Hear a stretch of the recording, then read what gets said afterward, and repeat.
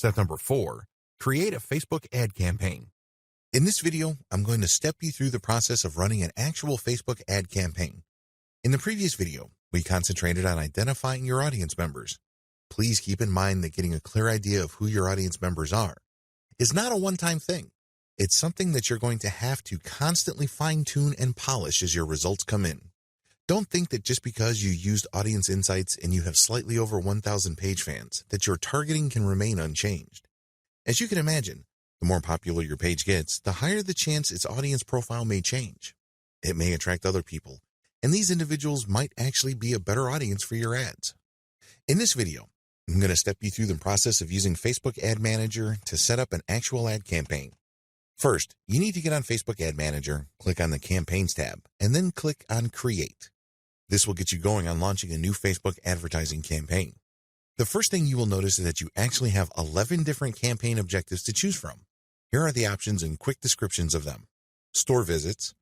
Select this if you want to get physical visitors to your local physical store. Catalog sales. Run Facebook ads to connect directly to your online catalog, so if they like something, they can buy it from your store. Conversions. This is a fairly broad objective type that indicates the ad clicker doing a specific action. This can mean entering an email into a form to join a mailing list or buying the product you're selling. Messages. For this objective, you get people to connect with your business using your page's Facebook Messenger. You can automate your Facebook Messenger so that when people reach out to you, your messenger can send them promotional info. Depending on how they respond to the promotional info, Facebook Messenger can then send a follow-up. Lead generation. These ads try to get people to sign up for your mailing list, which then plugs them into a sales funnel. Once people get on your mailing list, you basically start sending them information to eventually try to get them to convert. Video views. People click on your ads and they see a video. The goal is to get as many people to view your video content as possible. App installation. When people click on the ad, they're given the opportunity to download and install your app. Engagement. This is an objective that basically just shows your content to a very wide audience so people can engage with your content like liking the posts, liking your page, or seeing a promotional offer and taking action on it. Traffic. This ad campaign seeks to drive clicks to your target website. Reach. This is purely an ad for exposure. The key is to get as many eyeballs as possible within your target audience. Brand awareness. If you're launching a new brand, this aims to just show your ad to a lot of people who may not be in your existing range of audiences. Or maybe you have an existing audience, but you have a new product or a new brand. Your brand is venturing into the same market as your existing audience. Or it could be the other way around. Pick the campaign objective that most tightly fits the outcome you're looking for the particular ad you will be using. Please understand that it's not always a tight fit.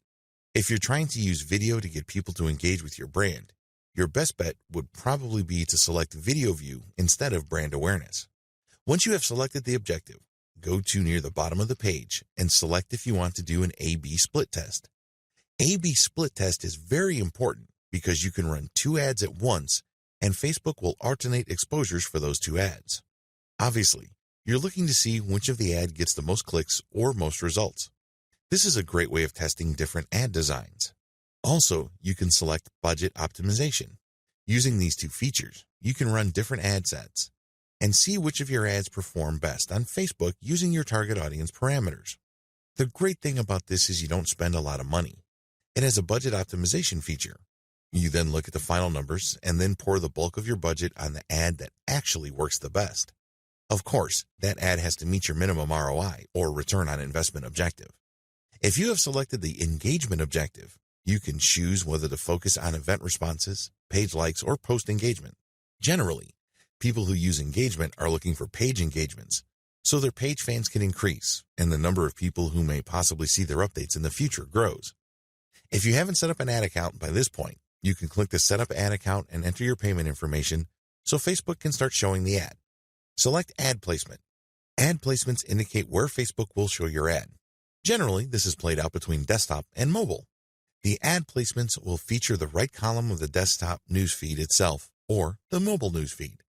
If you select mobile, your Facebook ads can also show the Instagram platform. When people use the Instagram app, your ad can appear.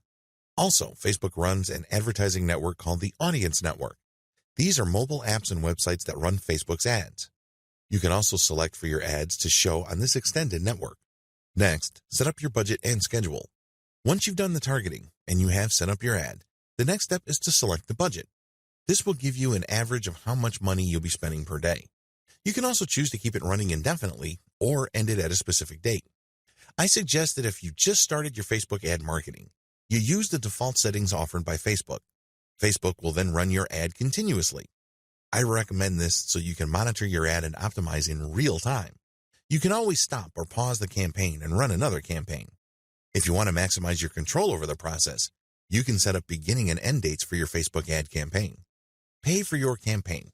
There are different ways to pay for your campaign. You can pay by PayPal or credit card. Please keep in mind that you will be paying for ad performance based on the type of campaign you're running. You can run a cost per click or CTC campaign.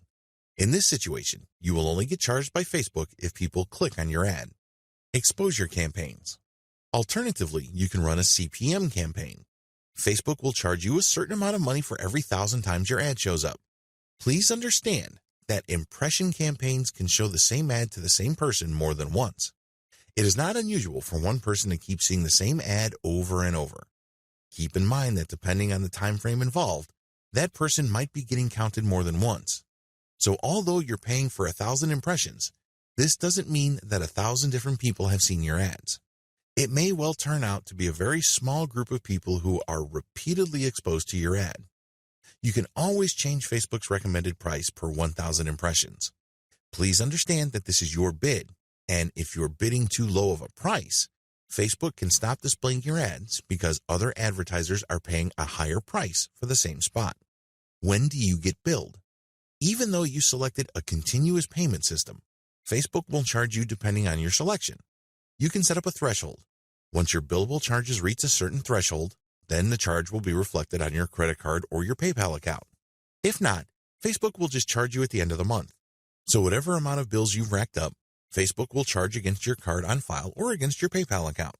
Check Advanced Budget Settings. Once you're familiar with Facebook, you can also try the Advanced Budget Settings to customize bidding and optimize your budget. Once you're satisfied with all the settings above, choose Ad Creative. This will start the process where you actually create your ad.